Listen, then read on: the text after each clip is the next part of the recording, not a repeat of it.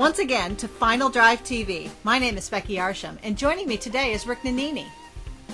Hi Becky, thanks for joining us today. We haven't been here in a long time. California Speedway, now named Auto Club Speedway in Fontana, California. Great to be here as always. Great, you're right. Fontana, California. Joining us today also is Jeff Lepper and Jennifer Grossman. They're down on track. Let's take a look at what's going on. Welcome to the 2009 Nitto Tire United States Touring Car Championship, round number 4 from Auto Club Speedway in Fontucky, California, Fontana. Fontana. Before we start and do anything else, I have to welcome back my best co-host ever, Thank Jennifer you. Grossman. It's about time you stopped taking a vacation, stop getting married, stop. I don't know, you had an excuse every single race this year.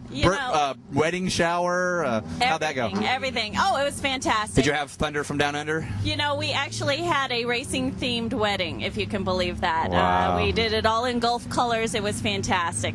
And who's the lucky guy? Well, that would be Andy Chittum. Can I say that on air? I'm not sure. Oh, Andy Chittum, huh? Sorry, Jeff. You got one of the racers, that huh? race, yeah. Oh, wow. See what happens when I quit racing and I got to come behind the camera now? I don't get to meet nice ladies and everything. See? What it is. Oh, yeah, man. It's the racers that That's are my where heart. it's at. So. Well, speaking of racers and where we're at, we're here in the nice, hot L.A. region of California at Fontana. This is Auto Club Speedway. Of course, Right. NASCAR is very popular here. Right. The track is a little bit different than most tracks. This is considered a roval. We run part of the road course in the infield, and we run part of the oval that the NASCAR and the Indy cars run on. So it's a little bit different. I think you just made up that word. Roval? No, everybody knows roval. It's a round roval. Yeah, it's not a made-up word. No, not at all. So let's talk about our Dodge. Curt Simmons in the Stevens Creek Dodge SRT4 should be very, very fast in this track. Yeah, I'm looking for him in the first qualifying session just to go out there and set a blistering time. We were about the 1 minute 55 second was my best lap. Tom Lepper in the Acura Integra back in 2005 was in the 54s. We had Brian Locke in our Subaru back then doing it in 54s. Had a lot of people running, in the mid-50s. Gary Hutto and his BMW was in the 54s. So we had a lot of fast times, but this heat, it's really hot. We were here a little bit earlier in the year. We were here in March in 2005. So this heat's going to change that a little bit. The car should be a little bit slower. Of course, we're on a way better Nitto tire than we were in 2005. So that'll be definitely going to affect the times here. Absolutely. Well, and if you look at the point standing, too, overall, Curt is pretty far down in the field. So if he wins today, that could really mix things up for our really vault him up. Of course, we have the team of Andre Hartanto and Tom Lepper in the Red Zone Performance Acura TSX. They're always going to be a threat. Won 5 races in a row, 3 this year. We're going to have to see if that's going to continue or not. Of course, Honda, a little bit lower on power than the SRT4, and this is a power track. It's really going to be a crapshoot on qualifying to see who's going to have to stretch it out. We're at the midpoint in the season, so we're starting to see the wear and tear on the cars. A little over halfway now, yep. Yeah, so, and at this point, things are still up in the air. The championship could go either way. One little failure, that's all it takes. One mistake here on the oval, one mistake through the infield, and you're back away again. So, should be a great qualifying session. We'll come back after our 2 qualifying sessions. We'll set the grid for you here at round number 4 at Auto Club Speedway in Fontana, California at the 2009 Nitto Tire United States Touring Car Championship. Thanks, guys. Boy, we've had some busy qualifying sessions so far in this race weekend. We've had some cars breaking, some cars getting fixed. Yeah, we've had just about everything. We've had some new guys showing up, so the officials have been really busy. And the mix and the expectations of the drivers have probably changed a little bit.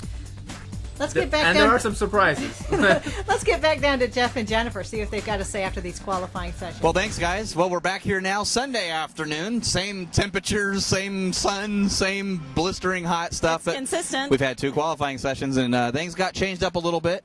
I know. I really did not expect the results we got out of qualifying. We have 2 new cars, too, that showed up, so people were able to get their cars ready. We mentioned yesterday Vincent Parker and the Mini Cooper Mini Mania. Bay Bridge Motors was not going to make it yesterday because of his transmission. They worked all day and night yesterday. He pulls in this morning going, I haven't slept yet. I don't know how good that is if you're doing 140 miles an hour on the oval here. I don't know. I'd be worried. A new rule started here at round number 4 where your Saturday qualifying time and your Sunday qualifying time actually gets combined, and whoever has the best total time for the both sessions gets the pole. Right. Yesterday, our last 3 races, it's been whoever has the best time either Saturday or Sunday determines the pole. This time, it's whoever has the best of both days put together, so you have to make 2 really good laps on 2 different days. We should talk about who actually ended up winning qualifying, because I did not see this coming at all.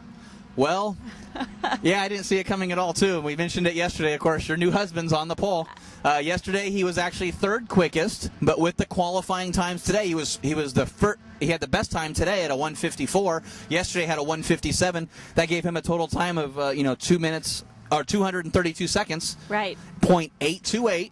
Well, Curt was nice and consistent at 1:56 boat day, so his time is 2:32.878. So only 0.05 of a second separated those two cars. Very, very close. And when you think about what I said yesterday, this is going to be a strategy race. I believe this is Curt Simmons' race to lose. Well, so let me ask you this. So if those two are in first and second, where is Tom and Andre? Well, you think about that. Tom and Andre Hartanto. Tom taking over the reins of the Red Zone Performance TSX, and Tom's qualified third, about 2 seconds total time from 2 days behind. They're having a lot of problems with that car. They can't get the setup right on the car. Oh. Tom's fighting it so bad. And, Tom's no slouch, 3-time U.S. touring car champion. Right. You can't just say, "Oh, the car's superior," or the He's driver. cagey. We definitely know that it's the car that's messing that up. So they're slaving on away. The Red Zone Performance crew, Prima Racing crew, they have the best crew out here, I believe, and they're wrenching on that car, trying to just get it right for Tom, and that could significantly affect the championship with Andy being so fast. If Andy can run Curt down and Tom stay in the third position, or we also have the racing beat. Idemitsu Oil Mazda RX-8 of Michael McColligan. Michael's tested here Friday, was the only car that tested and picked up about 4 seconds off of his best time ever, and he's nipping at the heels right there in fourth place. So one of these guys has a small little error. Look for Michael to jump up there, and that could really affect the standings after this race. You go from first to fourth, all of a sudden you're not in the lead of the points anymore. So here we are, Sunday afternoon. It looks like a hot, sunny one. Our drivers are on pre-grid, ready to go. Let's get down there and talk to some of them about what they think about the grid, what's going on, what's going through their mind here at Fontana.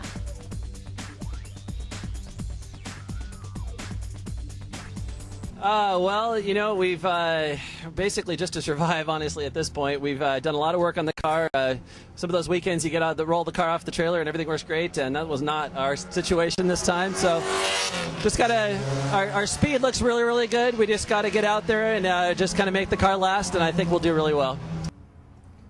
Curt, how you doing? I noticed you were one of the fastest laps yesterday to run. What is your attack for today?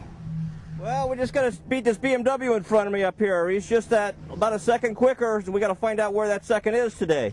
He's been a little elusive since he didn't run all day yesterday, and I haven't been near him yet. So we'll find out here. We're just looking for a good podium today. Get some points this year. Michael, your car looks really good today. Are you prepared for this race?